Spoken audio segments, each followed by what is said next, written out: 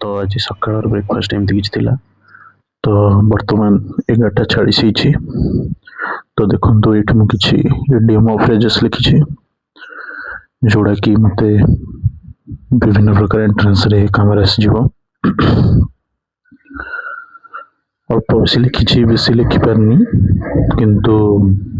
आहरी बहुत लिखार अच्छे किंतु एति जहाँ मुझे लिखी मेमोराइज भी करार अच्छे और सब एंट्रेंस प्राय तो काम आसी मत इंग्लीश रो इडियम ऑफ फ्रेजेस तो एति लिखी तो पापा आज सकाଳେ टिके पेट पेन हो कहले बोली देखु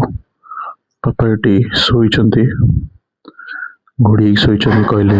जे टिके बेसी शीत शीत लगुच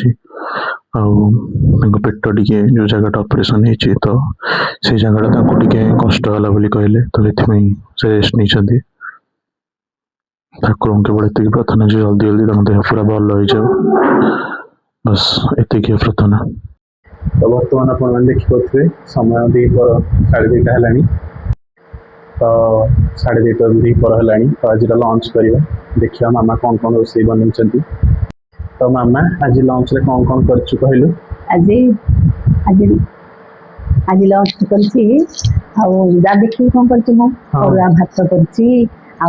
भेंडी आलू भजा सरसर भजा आंबा आचार आंबा आचार करते नुआ आंबा आचार करी देखिए कषि कषि आंब बढ़िया एथर आर सब प्रिय फेवराइट ये सोया बड़ी आलू कषा माने पूरा बढ़िया की करछि माने मांस मटन भी माने दूरे जे सुंदर करछि डाली करछि हर डाली आइडा अंडा भुजिया करछि अरे बहुत टेस्टी मोर तो किछि दरकार नै मोर भात डाली अंडा हे गेले रेडी रेडी तो हाउ तबे आपण माने खांतु हम माने खाउछु तो वर्तमान संध्या हो गलानी पापा वर्तमान मोबाइल रे यूट्यूब रे किछि वीडियो देखुछन्दी तांको देह टिके बेटर फील होछि तांको तो सकाळे तांको देह टिके भल नथिला तो देखिया मामा कौन कर तो मामा ये बासन मार्ची सकाळ तो जहाँ बासन रही तो माजी दूसरी टाइम पाखापाखि 7:40 है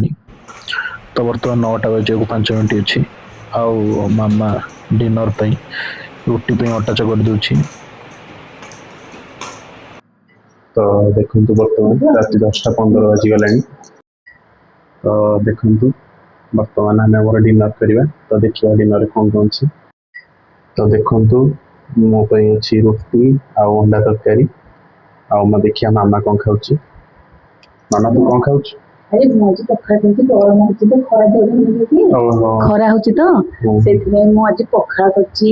आलू सिझा बैगन पोड़ा टमाटो लोका देखि केते बड़ लोका अरे वाह पानी दबे नहीं पूरा अछि तागे करछि आज पखा खाइ आ तुम पे करछि खीर रुटी से मामा खीर हां हां सेटा नानी पे अछि नानी रुटी और खीर खाइ पापा वेदी सुजी के खाइ समस्त राजी हो जाउ हो हो तते धन्यवाद बहुत प्रकार करि करछ उपसम भितर तो एबे हम जाउछु हम माने हम डिनर करछु तो आपण माने मध्य आपण डिनर टाइम में कर दियंतु आ हेल्दी रहन आ देखंतु पापा क्वेश्चन पछे तो वीडियो रा आउटरो टा टिके मो पर रिकॉर्ड करछि तो सेति क्षमा कर देबे आ बाकी आज दिन तो एमती किछि थिला तो वीडियो टी भल लगी वीडियो को लाइक करेंगे शेयर करेंगे और चैनल को सब्सक्राइब करें भूलिए नहीं आ बाकी रही धन्यवाद।